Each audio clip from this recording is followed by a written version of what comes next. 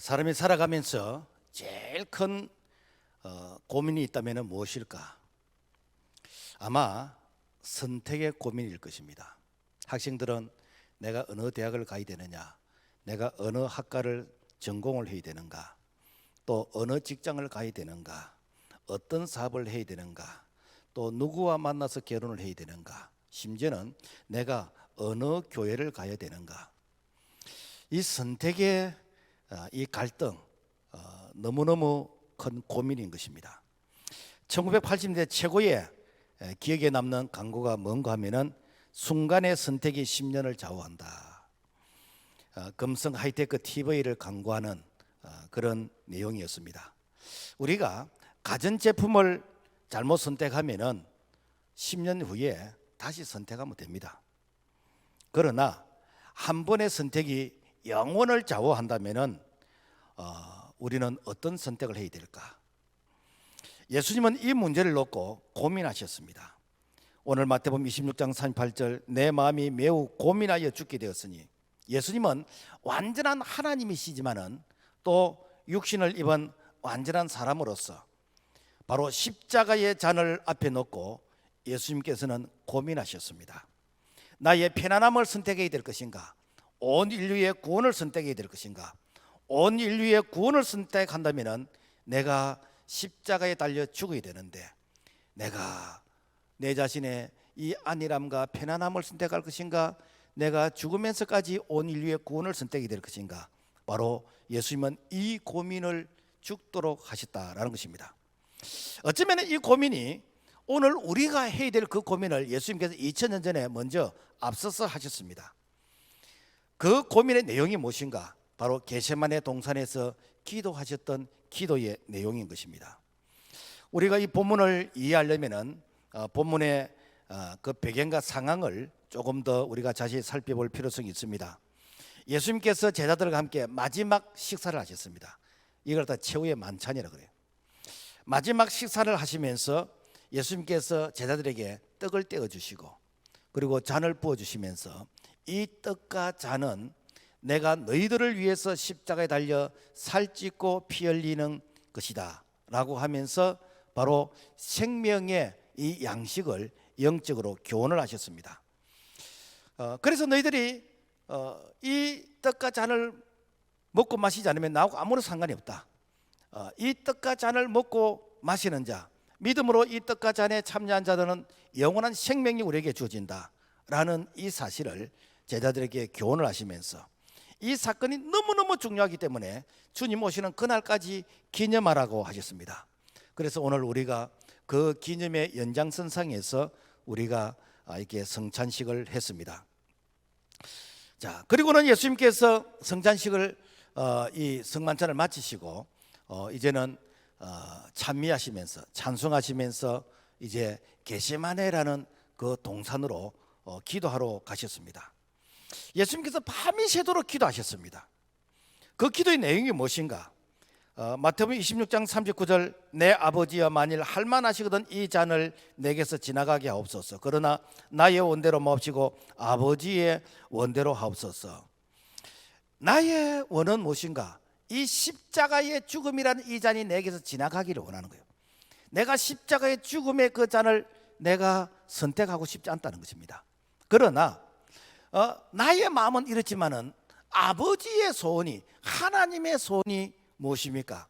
내가 하나님의 소원, 하나님의 뜻대로 되기를 원합니다 라고 하는 바로 이러한 결단이 바로 예수님께서 이 기도하셨던 기도의 바로 그 내용이다라는 것입니다.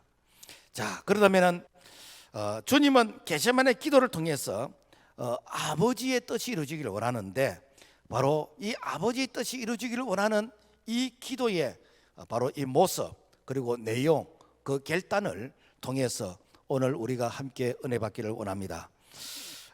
예수님은 문제 앞에서 먼저 기도하셨다라는 것입니다. 일반적인 사람들은 어떤 문제가 생기면 이 문제를 어떻게 풀까? 인간적인 그런 방법을 생각합니다. 누구에게 부탁할까? 누가 빽이 있는지, 돈이면 해결될 수 있을까? 누가 용하다 하던데. 그런데 예수님은 문제를 놓고 어떻게 하시는가? 기도하시는 거예요. 그 기도도 겟세마네에서 기도하시는 거예요. 36절 말씀 보면은 예수께서 제자들과 함께 겟세마네라 하는 곳에 이르러 기도하여 이르시되, 왜 하필이면은 겟세마네라는 곳에서 가서 기도하셨을까? 뭐 예수님께서 기도하시려 그러면 골방에서 기도하실 수 있고, 성전에서 기도하실 수 있고, 뭐 기도하실 수 있는 곳이 많이 있는데 왜 하필이면은 겟세마네 동산에서 기도하실까? 이 겟세마네 뜻은, 이것은 기름을 짜다라는 그런 의미가 있습니다. 실제로 이 겟세마네는 그 감람나무가 많아요. 올리브유가 참 많습니다. 지금도 많이 있어요. 많은데 그 감람나무의 그 씨를 이렇게 우리가 참깨 뭐 들깨 기름 짜듯이 그 기름을 짜서 그 올리브 감람유를 짜는 바로 그러한 곳이다 해서 바로 이렇게 겟세마네라 그러는데, 예수님은 이 겟세마네에서 기도하실 때에 그 기도의 간절함이 마치 기름을 짜는 같은 그런 간절함으로 기도하셨다는 거예요. 그러면은 왜 기름을 짜듯이 그래 간절함으로 기도를 하셔야 될까? 그 이유가 무엇일까? 이 겟세마네라는 이 동산은 이렇게 성계순례로 한번 가보면은 저 건너편에 예루살렘이 보입니다. 그리고 그 골고다, 바로 예수님께서 십자가에 달려 죽으실 그 죽음의 장소 골고다가 보이는 것입니다. 그러니까 예수님께서 기도하시는 그 기도의 장소는 내가 장차 저기서 신문을 받고, 내가 고문을 당하고, 내가 채찍을 맞고, 그리고 저 이게 골고다에서 내가 십자가에 달려 죽으실 것을 예수님께서 바라보면서 기도하셨는데, 여러분 그 기도가 그냥 뭐 세워라 내워라 하면서 내가 이렇게 뭐 막연한 그런 형식적인 기도가 되겠습니까? 의사였던 누가는 이 사실을 이렇게 기록하고 있습니다. 누가복음 22장 44절, 예수께서 힘쓰고 애썼다고 간절히 기도하시니 땀이 땅에 떨어지는 핏방울 같이 되더라. 그러니까 얼마나 용을 쓰고 힘을 썼던지. 그 의학적으로 우리가 너무 이렇게 그 용을 쓰면은 이 실핏줄이 터진대요.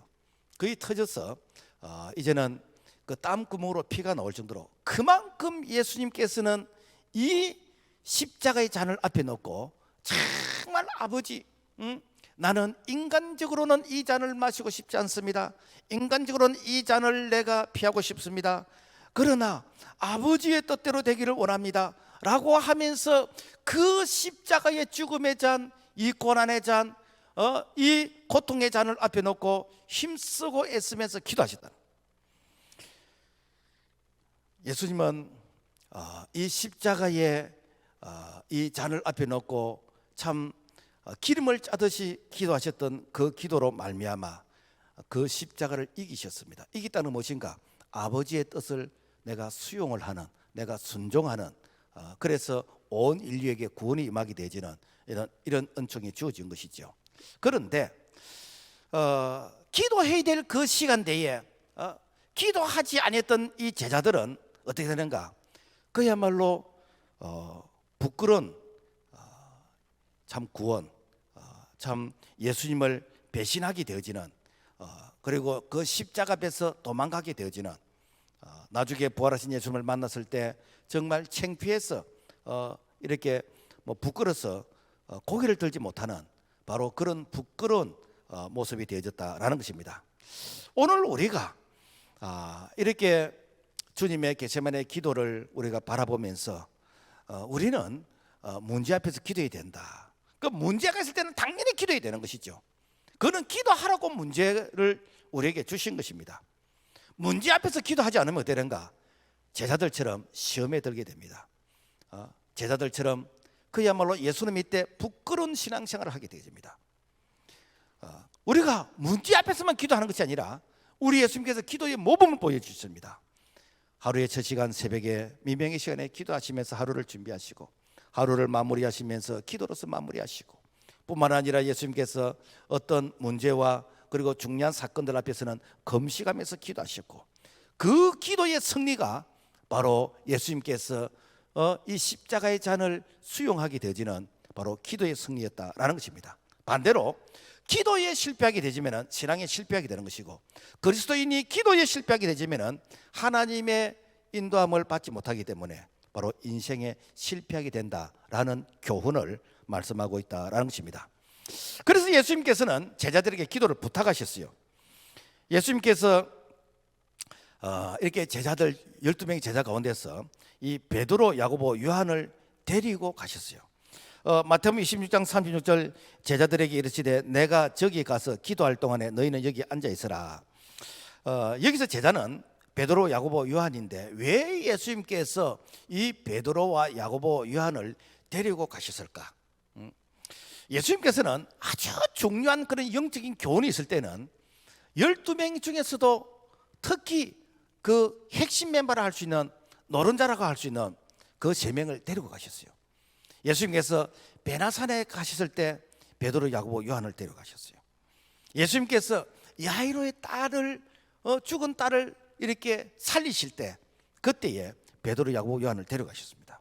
그리고 예수님께서 이 십자가의 죽음을 앞에 놓고 기도하실 때에 베드로, 야고보, 요한을 데려갔습니다. 왜 데려갔을까? 바로 너희들은 나와 함께해라. 너희들만큼은 나와 함께 이 기도에 동참해 달라는 거예요.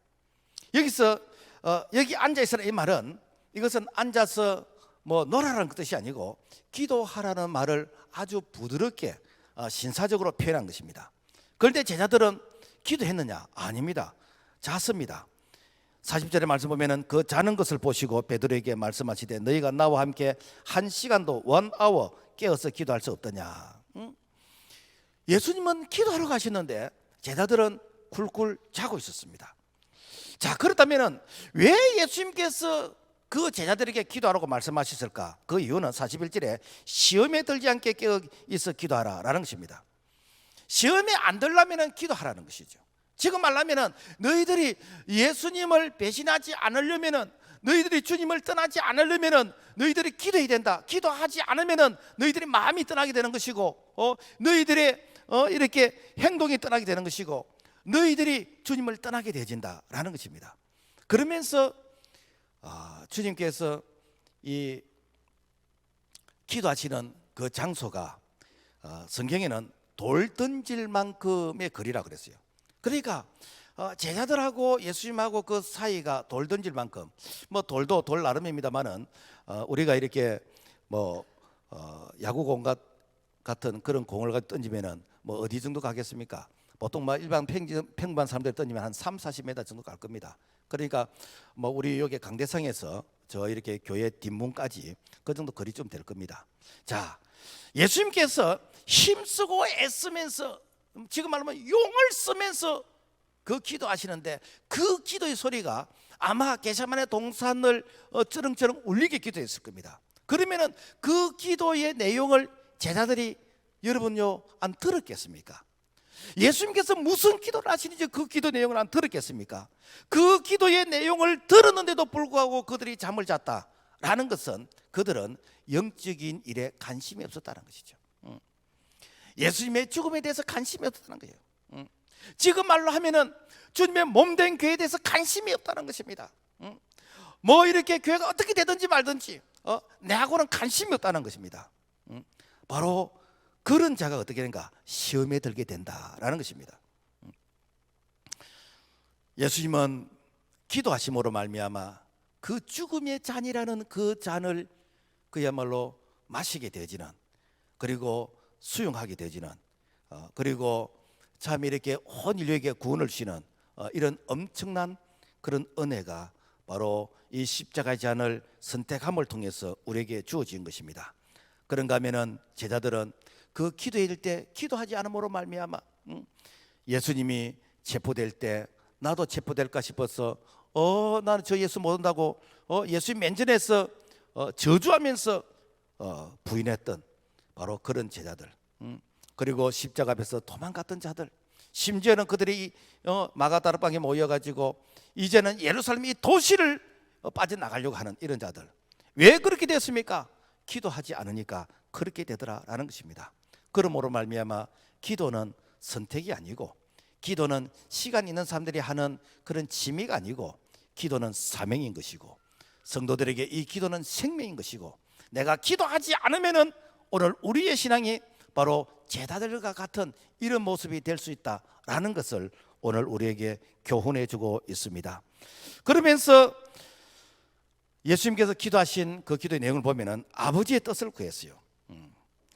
예수님께서 특별히 하나님을 내 아버지라고 표시를 했고 아바 아버지라고 이렇게 했습니다. 왜 하나님을 엘로힘 하나님을 이렇게 아버지라고 했는가? 이것은 가장 친근한 친숙한 친밀함의 그런 호칭인 것입니다. 사실 우리가 하나님 아버지라 그러잖아요, 그죠?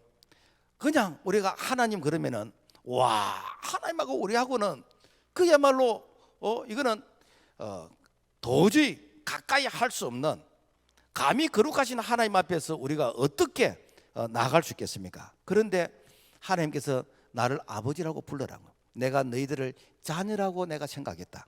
그러니까 아버지와 아들의 관계, 부모와 자식의 이런 관계, 이런 친밀한 관계로서 이렇게 우리에게 말씀하시요. 그러니까 되는가? 마치 자녀가 아버지 앞에서 종알종알 하면서 얘기하고 하루 동안 있었던 얘기들 다 이렇게 얘기를 나누듯이 우리가 하나님 앞에서 우리의 삶의 얘기를 종알종알 얘기할 수 있는 게 무엇인가? 이게 기도란 기도. 자, 기도인데, 그런데 기도치고는 내용이 너무 심각합니다. 무엇인가? 이 잔을 내게서 좀 지나가게 해달라는 거예요. 이 잔이 무엇인가? 십자가의 잔입니다. 고난의 잔입니다. 바로 고통의 잔이고 죽음의 잔인 것입니다. 이것은 예수님께서 세상 사람들의 그 죄를 내가 대신 안고 이렇게 죄인의 죽음으로써 죽으시는 바로 그러한 잔이 바로 십자가의 잔이다라는 것입니다. 그래서 예수님은 완전한 하나님이시지만은 인간의 육신을 입은 완전한 사람의 그런 입장에서는 이 잔을 피하고 싶다라는 것입니다. 그래서 나의 원대로 마옵시고 아버지의 원대로 되기를 원합니다. 자, 그렇다면은 아버지의 원이 뭐냐는 거예요. 우리가 흔히 하나님의 뜻이면 내가 순종하겠다 그러잖아요, 그죠? 그러면서 하나님의 뜻을 몰라서 내가 순종하지 못한다라고 하는 이런 변명을 대는데, 하나님의 뜻은 성경에 다 기록되어 있습니다. 하나님의 뜻은 무엇인가? 살리는 것이 하나님의 뜻이에요. 요한복음 6장 39절과 40절 말씀 보면은 아버지의 뜻은 내게 주신 자 중에 내가 하나도 잃어버리지 않고 다 살리는 것이다. 아버지의 뜻은 아들을 보고 믿는 자마다 영생을 얻는 것이라. 하나님의 뜻은 무엇인가? 하나님의 뜻은 살리는 것이요, 영혼을 구원하는 것이요, 그 영혼을 구원하기 위해서 내가 사랑의 수고를 다하는 것입니다. 그래서 그 가정을 살리는 것이고, 그래서 교회를 살리는 것이고, 민족과 나라를 살리는 것, 이것이 무엇인가? 이게 하나님의 뜻이라는 것이죠. 그래서 예수님은 온 인류를 구원하시는 이것이 하나님의 뜻이기 때문에, 그래서 예수님께서는 참 나는 내 육신의 생각으로서는 이 잔이 지나가기를 원하지만은 하나님의 뜻이 온 인류를 살리는 바로 이 계획과 섭리와 뜻이 바로 나를 통해서 이루어지기를 원하신다면은 내가 기꺼이 순종하겠습니다. 이게 무엇인가? 겟세마네 동산에서 기도하셨던 예수님의 기도의 내용인 것이고, 그리고 그 하나님의 뜻을 받아들인 것입니다. 여러분요, 우리가 결단하기가 힘들지 결단하고 나면 그 다음부터는요, 여러분 그냥 순리대로 내가 따라가면 되는 것입니다. 결단하기가 힘들어요. 다른 말로 하면 순종하기가 힘듭니다. 자, 예수님께서는 그 겟세마네 동산에서 그 십자가의 죽음의 잔을 내가 수용했어. 수용하고 난 이후로부터는, 그 다음부터는, 그러니까 그 다음에는 무슨 고난이 오든지 이때 어떤 고문이 오든지 심지어는 십자가 달려 죽는 그런 죽음이 있든지, 이거는 이미 나를 더럽혔기 때문에 더 이상 거기에 대해서 내가 이렇게 반박을 할 그런 전혀 미련이 없는 것입니다. 우리가 구약에 보면은 그 번제 제사를 드릴 때 양을 이렇게 제물로 드립니다. 양의 머리에 안수를 한다는 것은, 이것은 이제 나의 죄가 양에게 전가되었습니다. 그리고 나서는 어떠는가? 이제는 양이 그 죄를 안고 죽는 겁니다. 그런데 안수하고 나면은 죽음이 좀 빨리 오느냐 늦게 오느냐, 죽음의 고통이 크냐 적냐, 이거는 나중에 문제고, 이미 그 죄를 안았을 때는 이제 내가 모든 것을 남은 것을 다 수용한다라는 그런 의미인 것입니다. 그래서 예수님께서 어떻게 하는가? 십자가의 잔을 수용하고 나서는 제자들에게 와서 자 이제는 자고 쉬라. 보라 때가 가까이 왔으니 인자가 죄인의 손에 팔리라 라고 하면서 예수님께서 이제는 그 겟세마네 동산에서 내려오시게 되어졌다라는 것입니다. 오늘날도 마찬가지입니다. 순종이 제사보다 어떻겠습니다. 우리가 참 하나님 말씀에 순종하는 그것이 갈등이지, 내가 순종해버리면은 그때부터는 편해지는 거예요. 순종을 안 하니까 자꾸만 잠이 안 오고 내 속에 어떤 갈등이 생각나고 이 생각 저 생각이 내 마음을 복잡하게 하거든요. 일단 말씀에 순종해버리면은, 내가 하나님의 뜻을 받아들여버리면은 그때부터 되는가? 하나님이 접수하시면서 하나님이 인도해 가시는 그런 은혜를 우리가 경험하기를 주의 이름으로 부탁을 드립니다. 자, 그렇다면은 예수님은 그 십자가를 지셨는데, 그 십자가의 잔을 수용하셨는데, 오늘 나에게는 십자가가 무슨 의미가 있을까? 사도 바울은 고린도서 1장 18절 십자가의 도가 멸망한 자들에게는 미련한 것이요 구원을 얻는 우리에게는 하나님의 능력이라 라고 했습니다. 그런데 오늘날 많은 사람들은 이 십자가를 마치 액세서리, 자기의 어떤 목걸이, 귀걸이, 뭐 반지, 뭐 자동차 키, 뭐 넥타이 핀, 뭐 이런 걸 썼던 십자가라고 생각하는 거예요. 또 뭐 이렇게 인테리어 할 때 와 십자가가 멋있다, 네온이 들어가 있으니까 와 십자가가 잘 보인다, 이런 정도 인테리어로 이렇게 생각하는 것이에요.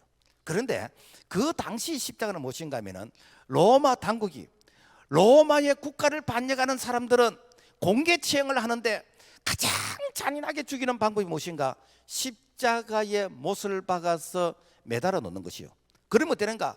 그 고통을 느끼면서 서서히 죽어가는 이것이 무엇인가? 십자가의 사형이라. 그래서 로마 당국이 자기네들이 이 법을 정해놓고 이 십자가 치행을 했는데, 자기들이 생겨도 너무 이 십자가의 이 치행이 잔인해. 그래서 자기들이 되는가? 315년 이 십자가의 치행의 방법을 그들이 이제 폐지를 시켰습니다. 그런데 사도 바울은 십자가가 자랑이라는 거예요. 갈라디아서 6장 14절 내게는 우리 주 예수 그리스도의 십자가 외에 결코 자랑할 것이 없다. 사도 바울은 이 십자가가 자랑이라는 것이요. 그리고 예수님께서도 말씀하시기를 마태복음 16장 24절 누구든지 나를 따라오려거든 자기를 부인하고 자기 십자가를 지고 나를 따를 것이니라. 사람들이 이 십자가에 대해서 오해를 많이 합니다. 뭐 애먹이는 남편, 말 안 듣는 자식, 뭐 또 부부간의 어떤 갈등, 또 뭐 참 핍박하는 그 시어머니, 직장 동료, 뭐 누구 미운 사람, 이것이 내 십자가다라고 생각하는데, 십자가는 그런 뜻이 아니에요. 십자가는 내 뜻과 하나님의 뜻 가운데에서 내 뜻을 포기하고 하나님의 뜻을 수용하는 것, 이게 십자가예요. 십자가. 그러니까 십자가를 진다는 것은 내 생각과 내 계획과 내 신념과 나의 의지를 내려놓고 하나님의 말씀, 생명을 살리는 그 하나님의 그 계획과 그 뜻을 내가 받아들이는 것, 내가 수용하는 것, 이게 무엇인가? 이게 자기를 부인하는 것이고 자기 십자가를 지는 것이요. 예를 들자면은 우리가 주일날 예배 드린다는 거, 여러분 이게 갈등을 좀 많이 겪을 수가 있습니다. 내 뜻은 주일날 손님들이 많이 올 것 같으니까 내가 이렇게 장사를 해야지, 내가 주일날 내가 사업을 해야지, 내가 주일날 내가 일을 해야지, 이것이 그 내 뜻이라면은, 하나님의 뜻은 안식일을 거룩하게 지키라. 내가 이날에 너에게 복을 주겠다. 그러면서 하나님의 뜻은 안식일을 주일을 온전하게 거룩하게 지키는 것이 하나님의 뜻이요. 내가 내 뜻을 받아들일 것인가, 하나님의 뜻을 받아들일 것인가, 이렇게 저울질하면서 그러면서 어느 것이 더 이렇게 떡이 큰지 이렇게 막 이렇게 숫자 계산을 하면서, 그러면서 아버지여 내 뜻을 포기하겠습니다. 내가 하나님의 뜻을 수용하겠습니다. 그래서 오늘 주님 앞에 나온 자, 예배자로 나온 자들이 우리가 이 십자가, 즉 하나님의 뜻을 수용한 자, 이것이 오늘 이 시대에 우리가 십자가로 승리하는 자인 줄로 믿습니다. 뿐만 아니라 내 생각은 나는 이렇게 벚꽃도 피고 이게 봄에 따뜻할 때 산보도 가고 놀러도 가고 그래서 나는 내 중심으로 살고 싶은데, 그런데 이렇게 전도하러 나오라 그러고 교회 이렇게 청소하러 나오라 그러고 이렇게 봉사하러 나오라 그런 것이고 그래 시도 때도 없이 이렇게 교회 와서 기도하라 그러고 그래서 내 뜻을 내가 이렇게 결단해야 되는 것인가, 하나님의 뜻을 결단해야 될 것인가, 이렇게 망설이는 가운데서 주얼질하는 가운데서 내가 내 뜻을 내려놓고 하나님의 뜻을 수용하는 거, 이게 무엇인가? 십자가로 승리하는 것이요. 내가 직장에서 벌고 사업에서 돈 벌었지만은 이것이 내 것이 아니고 하나님의 것이다. 하나님 이 물질을 어떻게 사용할까요? 내가 하나님의 영광 위해서 내가 이기를 원합니다. 이런 마음 가지고, 그래서 내가 하나님의 말씀대로 순종하는 것, 이것이 십자가로서 내가 승리하는 것이에요. 그래서 세상 사람들이 바라볼 때는 십자가가 미련하게 보입니다. 왜 미련하게 보입니까? 왜 인생을 그렇게 지혜롭지 못하게 사느냐? 그래서 세상 사람들은 자기의 지혜를 가지고 우리가 신앙생활을 하는 것이 마치 미련하게 보이는 것이고 어리석게 보는 것이고 실패하는 것처럼 보이고 망한 것처럼 보이는데, 여러분요, 십자가는 죽음이 끝이 아니고 죽은 지 사흘 만에 부활이 있는 줄로 믿습니다.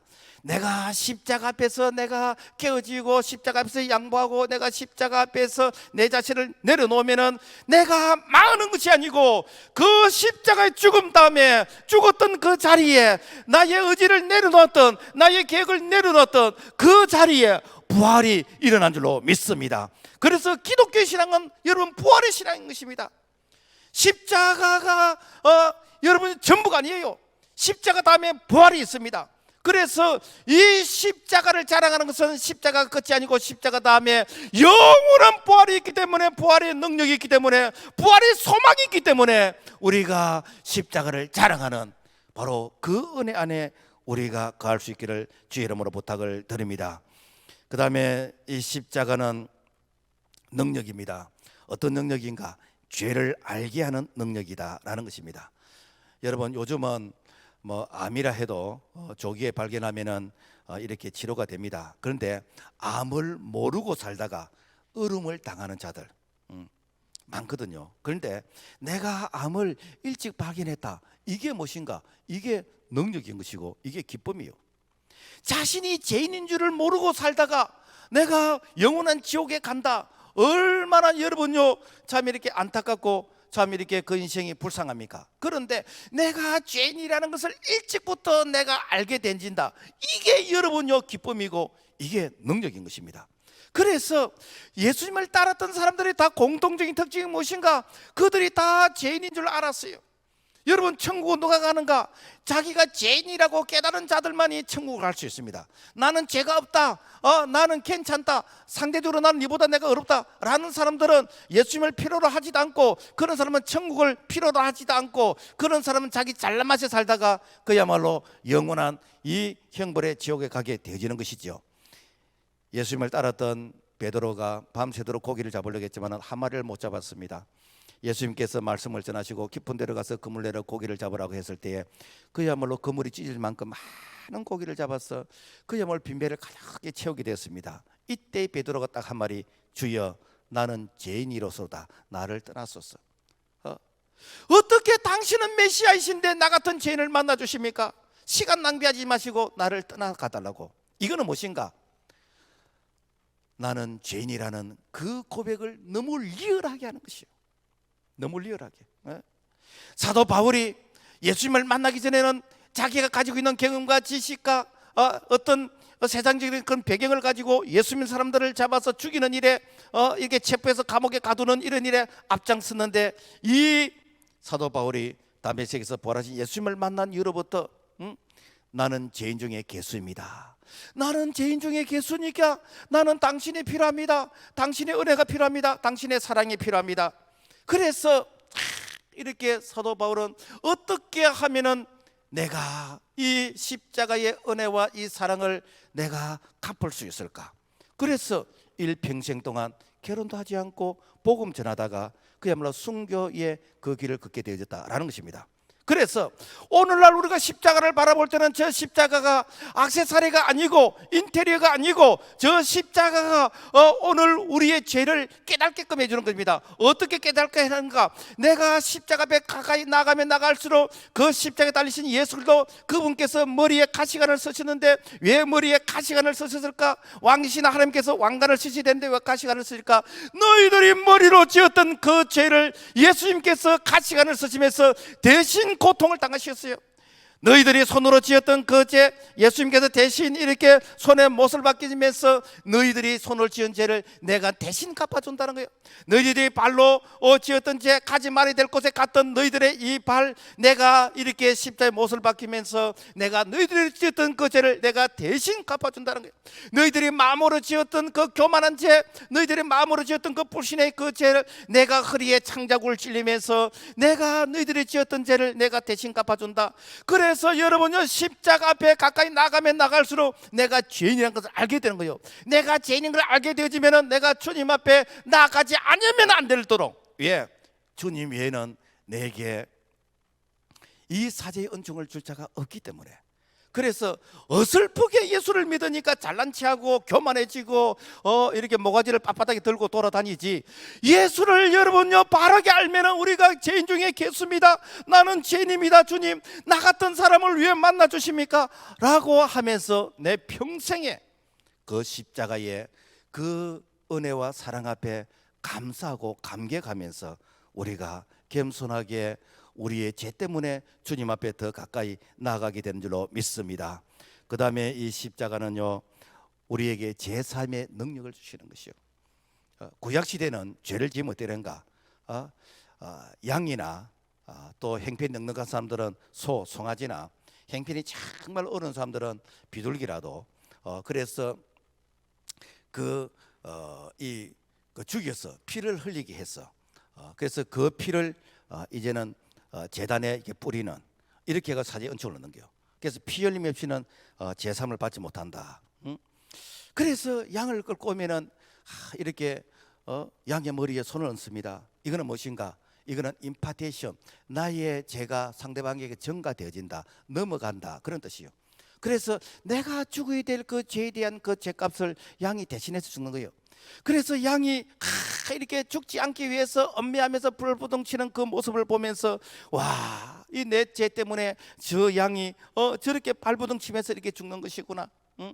그래서 그 참 양을 바라보면서 나의 죄가 이렇게 양에게 전달은 되었지만은 내 죄 때문에 저 양이 저렇게 죽는 것이나 내가 그런 죄를 짓지 않아야 되겠다라고 결단하는 바로 이것이 구약 시대의 희생의 제사를 드렸던 모습인 것입니다. 그렇다면은 오늘 우리가 왜 양의 번제의 제사를 드리지 않냐는 거예요.